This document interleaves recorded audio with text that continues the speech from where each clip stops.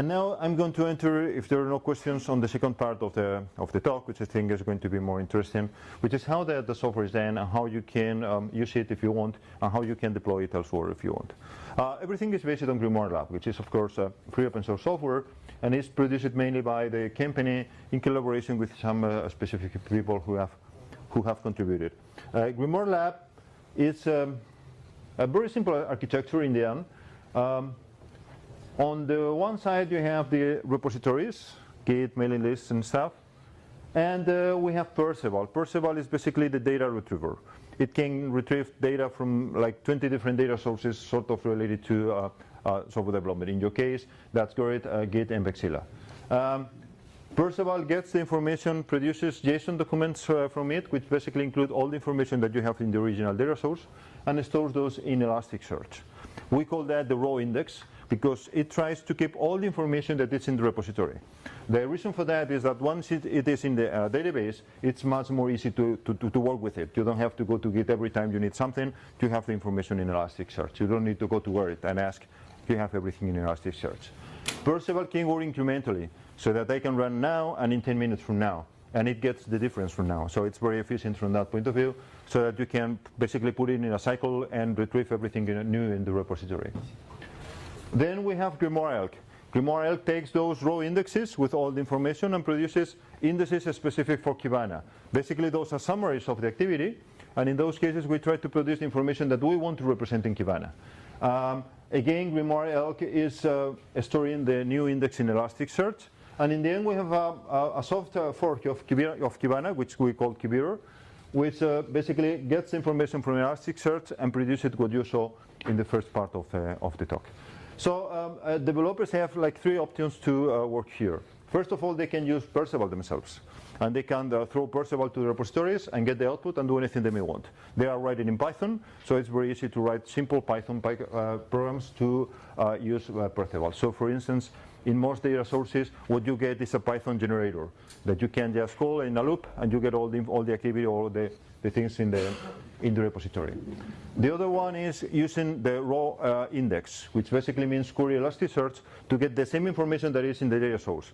But you don't need to have real access to the data source. You don't need to go against the infrastructure, because usually the infrastructure is not designed for people to download everything in it and stuff like that. So that's why you can access Elasticsearch. And the third one is go to the enriched indexes. For most things, probably enriched indexes are good enough. And they are already prepared for being queried and so on, and are more comfortable to use. You can find more information about Grimoire Lab in grimoirelab.github.io, and there you have access to all the components, to all the source code, of course, and to some documentation. Most of the components are here. Some of them I already talked about. Perceval is the one retrieving information from the repositories. Sorting Hat is the one dealing with affiliation. So it tries to store affiliation for every person and tries to do unique identities. Unique identities means converting identities to persons, because you know that persons use different identities in different data sources and even in the same one. For instance, people change email addresses. So Sorting Hat tries to keep that, track of that, and it uses some heuristics and can also be fed with manual information, let's say, for instance, GitDM files or other files that include information about affiliation. Grimoire Elk is the one enriching the information and producing the Kibana indexes. Arthur is now on beta, and it's designed to orchestrate everything, so it's designed to deal with thousands of repositories at the same time. If you are only dealing with tens of them, probably you don't really need Arthur. Kibiter is the fork of Kibana. And panels is the information, the configuration of Kibana. I mean, the real information, the list of visualizations and so on that you have in the dashboard. So it's basically configuration for Kibiter. There are some more elements in the works, but for now, it's basically that. This is the list of backends that Perceval and Grimoire Elk are supporting right now. There you can see that you have the ones that you have, but you have other things like, I don't know, Meetup, Fabricator, Papermail, Stack Exchange, Sappyboat, Gmain, and many others. And this is the main source for documentation right now. In fact, it's a training guide where you should be put up to speed to do your Python scripting, for instance, on top of this in maybe half an hour. I'm going to show you some simple examples. But basically here you have how to use how to use Perceval to retrieve information, how to produce simple dashboards with a couple of commands, and it's literal, a couple of commands. All the tools are in PyPy so that you can very easily install with PyPy. And I would say that it's more easy than it seems to be at first instance. And now your turn. In fact, how you can play with the dashboard, of course you can just go to the dashboard and find information which is not accurate, but like maybe this one that you comment now. You can just play with it and see whether you find something curious or whatever. You can look for yourself and you can track whether this really corresponds to what you did or not. You can play with the Elasticsearch data. So for that you currently need a password, but you can ask us, and I asked to the foundation to see whether there's any trouble. But basically, as far as I know, they're very interested in developers using this information. So it's only a matter of sharing the password. You can of course produce scripts, link the data to programs, wherever, because you can do this in Python. And you can of course collaborate to improve Grimoire Lab if you want, or if you spot any problem, or tell us so that we can improve it. And of course you can report bugs, etc. And so 3 specific examples of how to use the data. So the first one is very simple, and it's just downloading the data from the UI itself. In tables, you have this, which basically means retrieve all the data from the table in CSV format. You know that CSV can be easily exported to a script or exported to a spreadsheet, for instance, to LibreOffice. And you can show all that information in it. This is probably the most simple one, but you need to have the table that you need. But if you're looking like information like or participation by organization or participation by developer or stuff like that, you already have the table.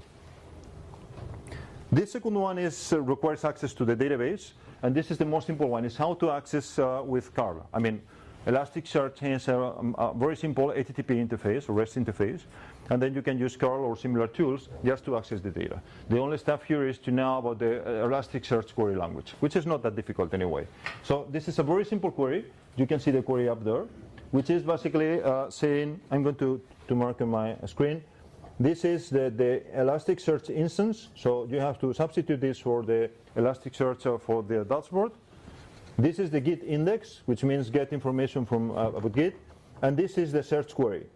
In this case, it's very simple. It's give me one result, whichever, and prettify it so that the JSON, which is the result, can be read by humans. And here's what you get. First of all, you get the size of the index. In this case, it was 407. And this is one example of a hit. A hit is each of the documents that is retrieved. I only ask for one, so I get one.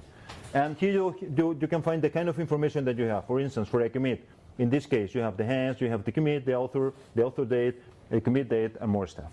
Basically, what you would find if you do git log with all the parameters to get all the information possible, right?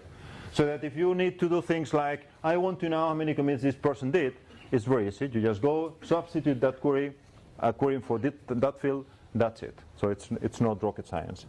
And this is how to do the same thing with Python. For Python, you can rely on a couple of nice packages for dealing with Elasticsearch. There are Elasticsearch and Elasticsearch DSL. And both allow you to do querying to Elasticsearch in a simple way. This is actual code for getting information from Git, which is basically the number of commits per quarter, except for merge commits, I mean commits not touching the code, and since some date, and unifying by hash, so that if you have the same commit in several repositories, that's only going to get one of those. And you can see how this code is simple. You just get an instance of Elasticsearch there, of an Elasticsearch object. You can see here, I build a search object saying that I'm interested in the Git index. Then I add some filters, metrics, and buckets. This is very similar to SQL Kimi. In SQL, for instance, you can see the same structure of adding components to the query.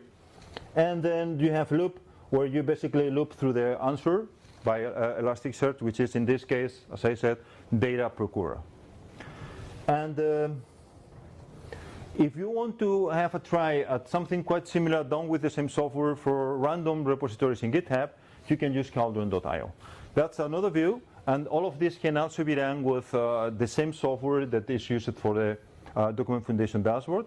But the only thing is that here, for free, you can go and analyze any GitHub organization that you may want. So you only have to go there. We need to your GitHub account because the GitHub API uses a token, and we need to use your token. But otherwise, you can get a complete dashboard for that project. That's only if you want to play a bit with the tools without actually having to install the tools.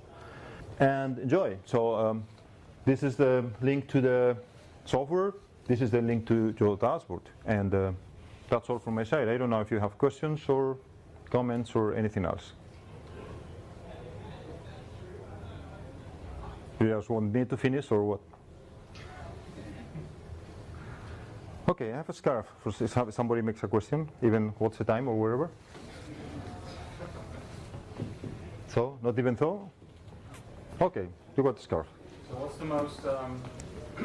the most interesting thing that you found so far? Honestly, we didn't look a lot at what to find in it because we were busy trying to produce it.